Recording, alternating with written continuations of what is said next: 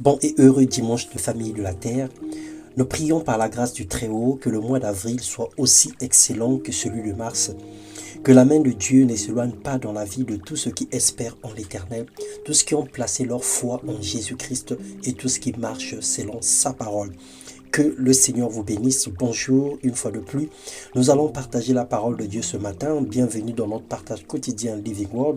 Le thème de notre méditation, le caractère d'un véritable serviteur ou servante de Dieu. Et ce caractère, nous allons parler de l'humilité. Matthieu 23, les versets 11 et 12, la Bible déclare: le plus grand parmi vous sera votre serviteur, quiconque s'élèvera, quel que soit le niveau d'élévation où Dieu te conduit, ou t'a conduit. Dieu exige de nous la fidélité et l'intégrité. Mais il demande que nous soyons aussi humbles que courtois.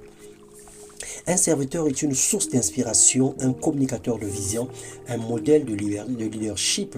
Il travaille plus que tous. Il se donne à fond pour le bien des autres. Il se met à la tâche et il communique la façon de faire.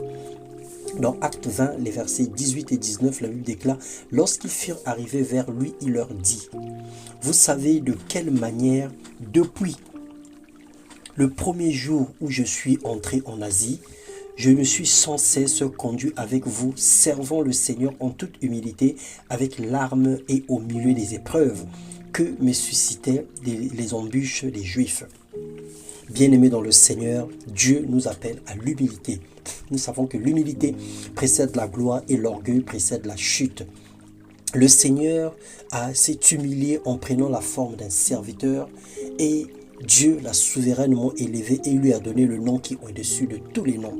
Le Seigneur nous appelle à le ressembler et à marcher comme lui. Devient une référence pour les jeunes serviteurs. Inspire les autres à faire et à devenir comme toi.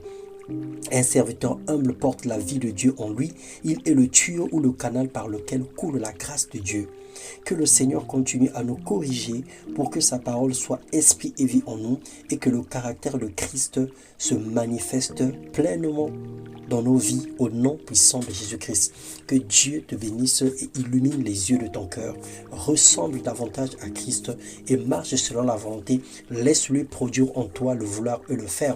Et pense à l'œuvre de la croix, car c'est ce que la Pâque nous rappelle comme les événements, comme événements. Alors sois béni dans le nom de Jésus-Christ. Amen.